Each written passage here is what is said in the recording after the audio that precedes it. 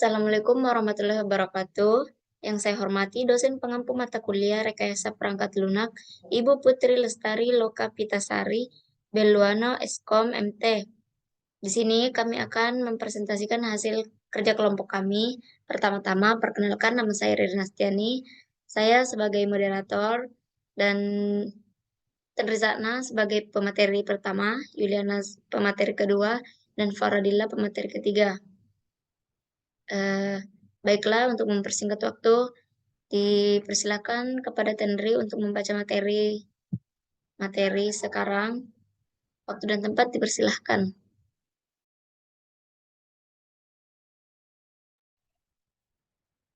Baik, terima kasih kepada moderator yang telah memberikan kesempatan kepada saya untuk membacakan materi yang pertama. 1. Pendahuluan. 1.1 Dokumen persyaratan.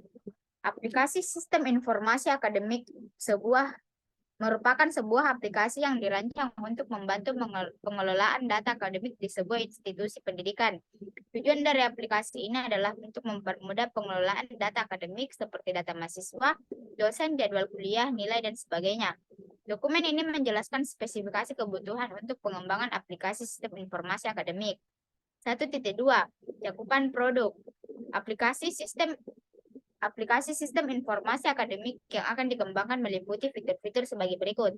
Yang pertama, sistem manajemen pengguna, yaitu mendaftar, mengedit, menghapus, dan mengelola akun pengguna. Kedua, sistem manajemen jadwal, yaitu membuat, mengedit, dan menghapus jadwal kuliah.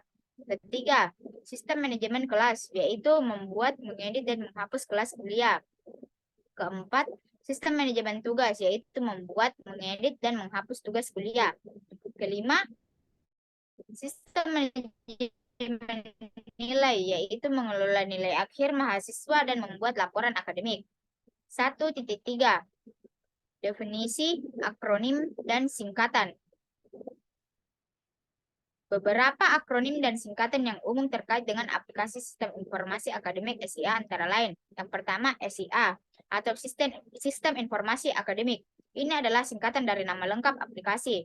Kedua, SIM atau Sistem Informasi Manajemen adalah istilah yang lebih umum yang mencakup berbagai jenis sistem informasi yang digunakan dalam manajemen organisasi termasuk dalam lingkup pendidikan dan akademik. Ketiga, STIS atau Sistem Teknologi Informasi dan Sumber Daya. STIS adalah singkatan dari nama institusi yang dapat menggunakan aplikasi SIA. Keempat, BANPT atau Badan Akreditasi Nasional Perguruan Tinggi adalah lembaga pemerintah yang bertanggung jawab atas akreditasi perguruan tinggi di Indonesia. Kelima, KRS atau Kartu Rencana Studi. KRS adalah dokumen yang berisi daftar mata kuliah yang diambil oleh mahasiswa untuk satu semester. Keenam, KP atau kerja praktek adalah kegiatan magang atau praktik yang dilakukan oleh mahasiswa sebagai bagian dari program studi mereka. Dan terakhir, TA atau tugas akhir adalah proyek akhir yang harus diselesaikan oleh mahasiswa sebagai persyaratan kelulusan.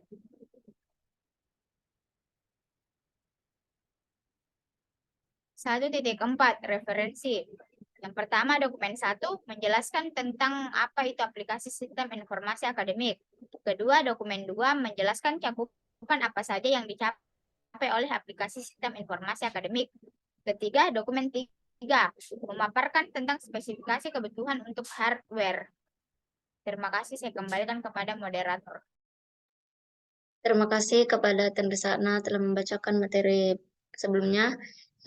Sekarang dipersilahkan untuk Yuliana membaca materi berikutnya. Waktu dan tempat dipersilahkan. Terima kasih kepada moderator yang telah memberikan kesempatan kepada saya.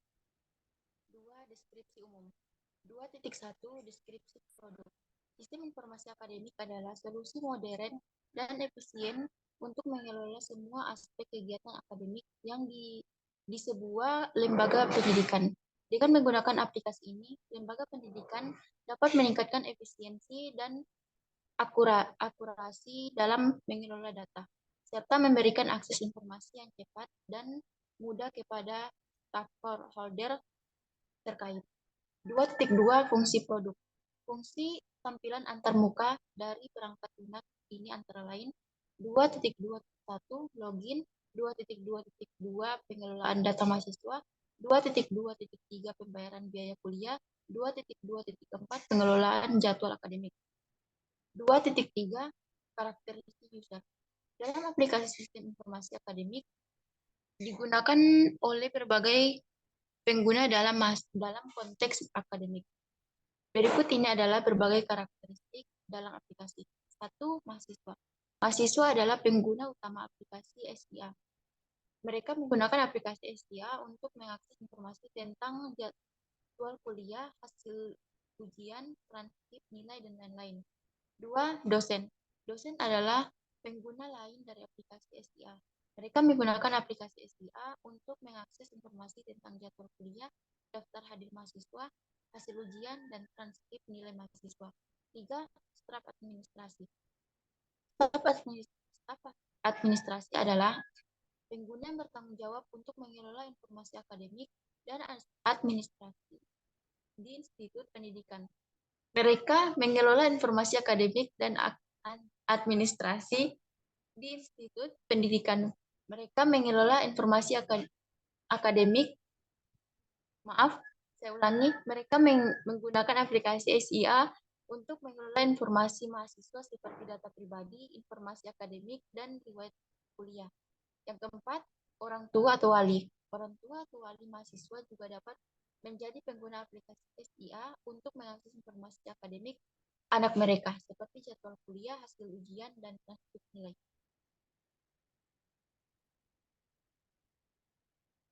2.4 Batas-batasan umum. 2.4.1 Keamanan dan privasi. Aplikasi sistem informasi akademik harus menjaga keamanan data pribadi siswa, termasuk informasi sensitif seperti nomor identitas, alamat, dan riwayat medis. Perlindungan privasi dan penggunaan yang tepat dari data pribadi siswa harus dijaga dengan ketat. 2.4.2 Keterbatasan fungsionalitas. Meskipun aplikasi sistem informasi akademik menawarkan berbagai fitur, mereka mungkin memiliki batas fungsionalitas tertentu. Misalnya, mungkin tidak mendukung bahasa atau sistem operasi tertentu, atau mungkin tidak memiliki fitur kustomisasi yang luas sesuai kebutuhan khusus sekolah. 2.4.3 Ketergantungan pada infrastruktur IT. Aplikasi sistem informasi akademik membutuhkan infrastruktur teknologi informasi yang memadai, termasuk jaringan yang andal, server yang kuat, dan pemeliharaan yang teratur. Ketergantungan ini dapat menjadi keterbatasan jika infrastruktur IT tidak memadai atau mengalami gangguan. 2.5 Asumsi dan ketergantungan. 2.5.1 Tidak ada kerusakan pada network. 2.5.2 Memiliki keluaran atau Recording in progress. hasil pemecahan dan transaksi telah tersedia. Saya kembalikan kepada moderator. Terima kasih kepada Yuliana telah membacakan materi sebelumnya. Mohon maaf tadi jaringan teman saya agak bermasalah. Baiklah, kita lanjut. Materi berikutnya akan dibacakan oleh saya sendiri, yaitu 3. Persyaratan umum. 3.1 Persyaratan interface eksternal. 3.1.1 User interface. Antarmuka pengguna atau user interface dalam aplikasi sistem informasi akademik memiliki peran penting dalam memberikan pengalaman penggunaan yang baik dan efisien. Berikut adalah beberapa komponen umum yang sering ditemukan dalam antarmuka pengguna aplikasi sistem informasi akademik. 1. Dashboard. Dashboard merupakan tampilan utama yang memberikan gambaran umum tentang informasi penting, seperti jadwal, pengumuman, tugas, dan notifikasi terkait aktivitas akademik. 2. Profil pengguna. Bagian ini memungkinkan pengguna untuk mengakses dan mengelola profil pribadi mereka, termasuk informasi kontak, foto profil, dan pengaturan preferensi pengguna. Ketiga, pengaturan. Pengguna dapat mengelola pengaturan aplikasi dan preferensi pribadi termasuk bahasa, notifikasi, dan preferensi tampilan. Penting untuk merancang user interface dengan perhatian dan pengalaman pengguna yang intuitif, tata letak yang jelas, dan tampilan yang menarik. Pengguna harus dapat mudah mengakses informasi dan menggunakan fitur aplikasi tanpa kebingungan atau kesulitan. 3.1.2 Antarmuka perangkat keras. Berikut adalah beberapa komponen perangkat keras yang umumnya terlibat dalam antarmuka perangkat keras aplikasi sistem informasi akademik. 1. Komputer. Komputer merupakan komponen utama dalam antarmuka perangkat keras. 2. Layar. Layar atau monitor komputer digunakan untuk menampilkan antarmuka pengguna aplikasi sistem informasi akademik. Ketiga, keyboard dan mouse. Keyboard dan mouse adalah perangkat input yang umum digunakan untuk berinteraksi dengan aplikasi sistem informasi akademik. 3.1.3 Antar komunikasi. Berikut adalah beberapa komponen antarmuka komunikasi yang umumnya ada dalam aplikasi sistem informasi akademik. 1. Pesan pribadi. Antarmuka komunikasi biasanya menyediakan fitur pesan pribadi yang memungkinkan pengguna untuk mengirim dan menerima pesan secara langsung antara satu sama lain. Pengguna dan kedua, pengumuman dan notifikasi. Aplikasi sistem informasi akademik sering menyertakan fitur pengumuman dan notifikasi yang memungkinkan pihak sekolah atau guru untuk mengirim pesan penting atau informasi kepada semua pengguna atau kelompok tertentu. 3. Forum diskusi. Beberapa aplikasi sistem informasi akademik menyediakan fitur forum diskusi yang memungkinkan pengguna untuk berpartisipasi dalam diskusi kelompok tentang topik akademik. 3.2 3.2.1 Login. Sistem perangkat lunak harus menyediakan masukan login bagi pengguna sebelum semua proses pada perangkat lunak dikerjakan, di antaranya berupa username dan password. 3.2.2 Pengolahan data mahasiswa. Aplikasi SIA dapat digunakan untuk mengelola data mahasiswa seperti informasi pribadi, riwayat pendidikan, dan status akademik. Informasi ini dapat digunakan oleh fakultas dan staf administrasi untuk memantau kemajuan akademik mahasiswa. 3.2.3 Pembayaran biaya kuliah. Aplikasi SIA dapat digunakan untuk memudahkan mahasiswa dalam pembayaran biaya kuliah seperti pembayaran secara online atau melalui mesin ATM yang terhubung dengan aplikasi SIA. 3.2.4 Pengelolaan jadwal akademik. Aplikasi SIA dapat digunakan untuk memperbarui jadwal akademik dan memberikan akses ke jadwal tersebut kepada mahasiswa dan fakultas. 3.3 Persyaratan performa. 3.3.1 Ketersediaan. Aplikasi sistem informasi akademik harus tersedia dan dapat diakses secara konsisten 24/7 untuk semua pengguna terdaftar. Pengguna harus dapat mengakses informasi yang relevan dan dengan cepat dan mudah. 3.3.2 Responsif. Aplikasi sistem informasi akademik harus responsif dan tidak memiliki waktu muat yang lama. Ini akan memastikan bahwa pengguna dapat mengakses informasi dengan cepat, terutama ketika mereka memerlukan informasi dalam waktu nyata. 3.3.3 Analisis dan pelaporan. Aplikasi sistem informasi akademik harus memungkinkan pengguna untuk menganalisis dan melaporkan data secara efektif, termasuk melalui dashboard, laporan otomatis, dan fitur analisis yang data lainnya. Ini akan memungkinkan institusi pendidikan untuk mengevaluasi kinerja siswa dan staf serta mengidentifikasi area untuk perbaikan dan peningkatan. Berikut materi selanjutnya akan dibawakan oleh Faradila. Waktu dan tempat kita. Baik, terima kasih atas kesempatan yang telah diberikan kepada saya. Saya akan melanjutkan materi yaitu atribut perangkat lunak 3.4.1 Kemampuan. Berikut adalah beberapa kemampuan umum yang diharapkan dari aplikasi sistem informasi akademik. Yang pertama, manajemen data siswa. Aplikasi sistem informasi akademik harus dapat mengelola data siswa, termasuk informasi pribadi, data kontak, data keluarga, dan data akademik. Yang kedua, registrasi dan penerimaan siswa. Aplikasi ini harus mampu mengelola proses pendaftaran dan penerimaan siswa baru ke dalam institusi pendidikan. Yang ketiga, penjadwalan. Kemampuan untuk membuat dan mengelola jadwal pelajaran siswa, jadwal ujian, jadwal ekstrakurikuler, dan acara lainnya. 3.4.2 Keamanan. Berikut adalah beberapa aspek keamanan yang perlu dipertimbangkan dalam aplikasi tersebut. Yang pertama, pengelolaan hak akses. Aplikasi harus memiliki mekanisme pengelolaan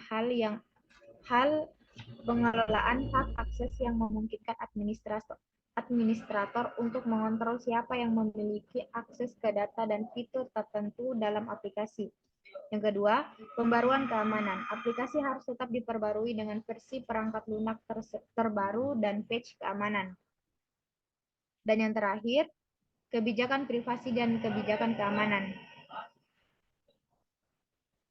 Aplikasi harus memiliki kebijakan privasi dan kebijakan keamanan yang jelas dan mudah diakses oleh pengguna. 3.4.3 Perawatan.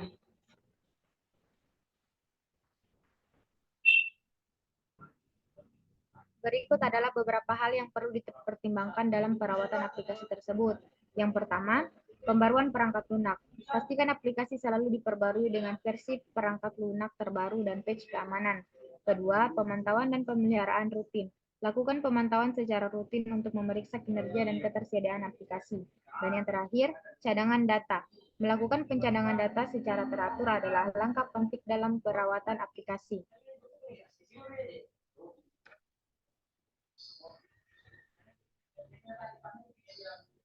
Berikut adalah sebuah gambar atau diagram atau entity relation diagram. Yang pertama adalah terdapat sebuah tabel mahasiswa yang berisikan NIM sebagai primary key, nama, jurusan, tanggal lahir, dan alamat. Tabel kedua yaitu dosen yang berisikan NIP sebagai primary key, nama, dan jurusan. Tabel ketiga yaitu mata kuliah yang berisikan kode mata kuliah sebagai primary key, nama mata kuliah, dan SKS. Tabel keempat yaitu kelas yang berisikan kode kelas sebagai primary key, nama kelas, dan tahun ajaran. Dan tabel terakhir yaitu jadwal berisikan kode jadwal sebagai primary key, kode kelas sebagai version key, kode mata kuliah sebagai version key, hari, dan jam. Seperti yang kita lihat, pada tabel jadwal terhubung kepada tabel dosen, tabel mata kuliah, dan tabel kelas. Dan pada tabel kelas terhubung kepada tabel jadwal dan tabel mahasiswa.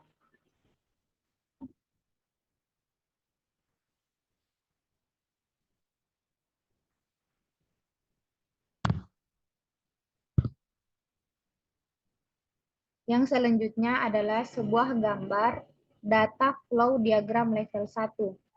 Di sini bisa kita lihat sebuah mahasiswa melakukan pembayaran. Setelah melakukan pembayaran, mengirim bukti pembayaran kepada database. Kemudian, database mengirim bukti pembayaran kembali kepada mahasiswa dan mahasiswa menerima bukti pembayaran. Selanjutnya, mahasiswa menerima output data mahasiswa. Dan setelah itu menampilkan data kepada database. Kemudian, maaf saya ulangi, setelah mahasiswa mengirim bukti pembayaran, database menampilkan data. Kemudian, mahasiswa menerima output data mahasiswa. Kemudian, mahasiswa menginput kembali data mahasiswa dan menyimpan kembali data mahasiswa kepada database. Selanjutnya, database menampilkan jadwal mata kuliah ke pengelolaan jadwal akademik. Kemudian, mahasiswa mendapatkan atau menampilkan jadwal mata kuliah. Ke bawah-bawah, maaf. Selanjutnya,